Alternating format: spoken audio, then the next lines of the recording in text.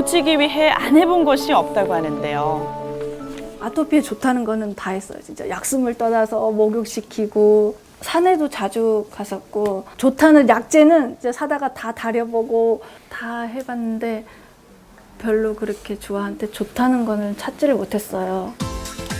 그런데 그라비올라 수로 가렵다는 소리를 또 끝인 주하. 엄마는 아예 화분을 사다 놓고 기르고 있었는데요.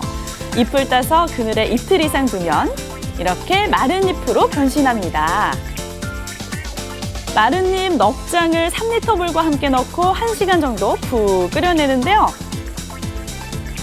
이렇게 만든 그라비올라 수. 하루 3번씩 마셔주면 피부 지킴이 역할을 톡톡히 해냅니다. 그라비올라 수에 그리세린을 몇 방울 섞으면 미스트로도 쓸 수 있는데요. 화장수요? 냉장 보관한 미스트를 수시로 뿌려주면 보습 효과는 물론 피부열을 식히는 데도 딱 좋습니다. 바르니까 어때? 실제로 이 피부 염증을 일으키는 황생 포도상 구균 제거에 뛰어난 효과를 보이는 그라비올라 수. 그렇다면 현재 주하의 피부 상태는 어떨까요? 직접 피부과를 찾아가 전문의의 진단을 받아봤습니다. 아토피 있는 환자들은 피부에 있는 수분이 상당히 감소되어 있어요. 보통 40이 넘어야 정상이라고 할 수가 있습니다. 과거 수분 수치가 30 이하였지만 지금은 확연히 달라졌는데요. 피부에 있는 수분이 정상적인 함량을 가지고 있고 어느 정도 아토피가 좋아져 있기 때문에 많이 불편한 것을 못 느낄 겁니다. 직접 선생님 말씀 들어보니까 주아가 정말 많이 좋아졌다고 그러는데 너무 기분이 좋고요. 아토피로 고생했던 또 다른 사례자. 이제는 거울 보는 게 즐겁다는 최영경 씨인데요. 하지만 이런 피부 상태를 유지한 지 몇 개월 되지 않았다고 합니다. 불과 1년 전만 해도 얼굴에 생긴 심한 아토피로 스트레스가 컸다는데요. 이렇게 나아진 비결 궁금하시죠? 이게 비타민 나무라고 하는 거거든요. 이게 뭔데요?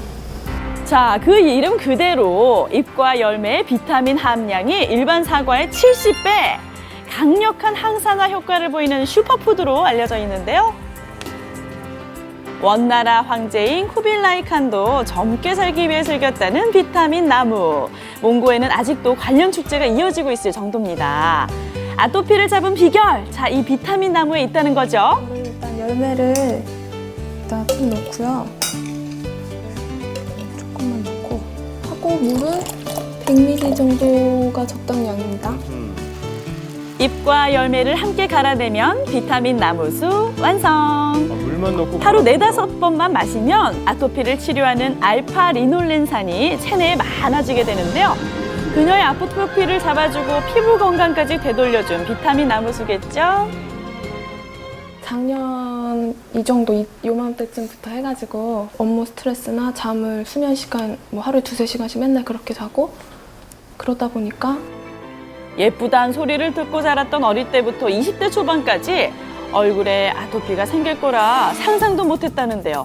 무엇보다 외모적 스트레스가 가장 컸다고 합니다. 겨울에 되게 심할 때는 그냥 마스크 끼고 출근한 적도 있었어요. 눈 같은 경우에 뭐 안대를 끼고 출근한 적도 있고 사석에서 만나는 자리도 예전 같았으면 나갔을 거를 좀 약속 거부한다거나 이런 경우도 있었거든요. 네, 뿐만 아니라 옷을 입을 때도 제한이 많았다는데요. 저는 뭐 가을 정도만 돼도 목 있는 데를 좀 가리려는 용도로 일찍 남들보다 좀 더 일찍 목폴라를 입었고요. 아토피가 나아지면서 점차 목을 드러내는 시원한 옷차림으로 변신할 수 있었습니다. 최근에는 아무렇지 않게 저도 이제 같이 입고 다니고 있습니다. 그녀의 또 다른 피부 팁! 바로 비타민 나무수를 희석해서 세수를 하는 건데요. 먹지 말고 이렇게 피부에 양보하면 피부톤도 맑고 자신 있게 바꿔줍니다. 거울을 피했던 그녀는 이제 자신감도 찾고 하고 싶은 일도 많이 늘었다고 해요.